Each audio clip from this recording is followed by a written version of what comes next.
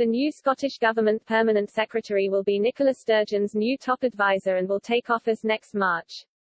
The new chief civil servant in Ms Sturgeon's administration with a taxpayer-funded salary of £180,000 will oversee preparations for a second independence referendum with a draft referendum bill expected to be brought forward by SNP ministers in the upcoming Holyrood sitting. The Scottish First Minister will personally choose the candidate to replace Leslie Evans, who came under fire for her role in the botched investigation of sexual assault allegations against Alex Salmond.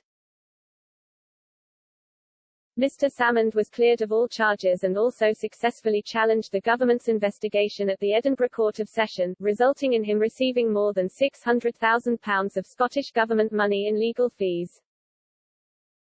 The Scottish Parliament inquiry was highly critical of Ms Evans's role, saying she was guilty of an individual failing in the handling of complaints. Despite this, Ms Sturgeon has backed her chief mandarin and extended her employment contract to March 2022, when she will step down after almost 7 years.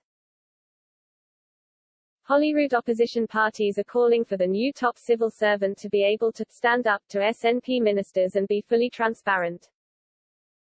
Murdo Fraser MSP, who was part of the Holyrood Harassment Complaints Committee which oversaw the Salmond inquiry, said, "A new permanent secretary must be willing to stand up to SNP ministers as well as being fully transparent with the Scottish public about any decision-making after so many failures to do so in recent years.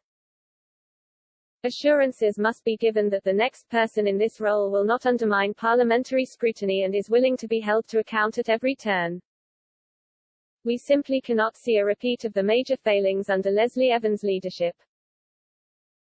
She will shortly be enjoying a lavish pension despite her critical errors in relation to the Salmond inquiry, which let down the brave women who made sexual harassment complaints."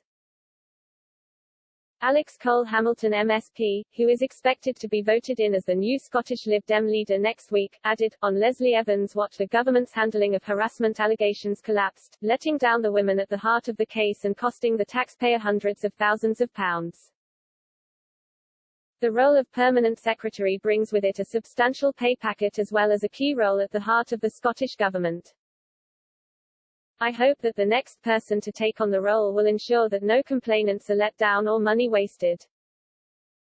The SNP-led government has started advertising for the new successor, who will earn £10,000 more than Ms Evans and around £20,000 more than Mr Johnson's 2020-21 salary of £157,372. The job advert hinted at a second independence referendum by stating an evolving constitutional context. It added, "As permanent secretary, you will provide leadership and direction for the Scottish Government in support of ministers.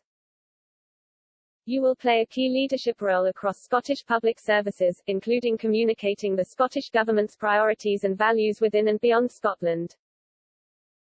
You will lead the Scottish Government's relationship with the civil service in Whitehall, and the other devolved governments, in an evolving constitutional context.